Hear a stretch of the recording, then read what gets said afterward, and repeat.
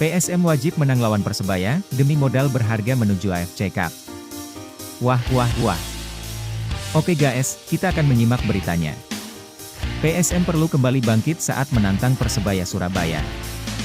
Misi ini demi modal berharga memulai perjalanan di Piala AFC Cup 2023. Pasukan Ramang memang butuh motivasi lebih untuk kembali mengukir sejarah di kancah sepak bola internasional. Catatan impresif di Liga pun bisa jadi acuannya.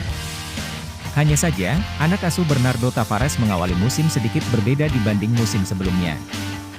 Cantolannya saat mampu mengakhiri 14 laga tanpa kekalahan kala itu.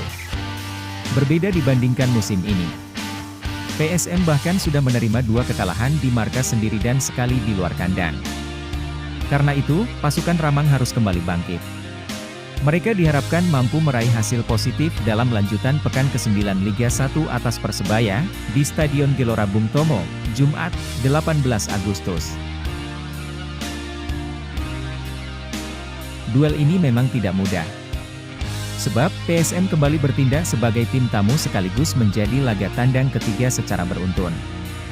Meski begitu, capaian positif di laga itu setidaknya akan menambah motivasi Jurgen Kluim dan kolega, sebelum beradu ketangguhan dengan tim dari berbagai wakil ASEAN mulai 23 Agustus mendatang.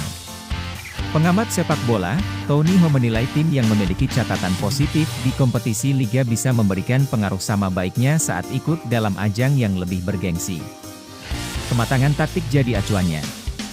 Hasil baik di Liga memang tidak bisa sepenuhnya jadi patokan. Tetapi ada motivasi dan semangat untuk bermain di kasta lebih tinggi.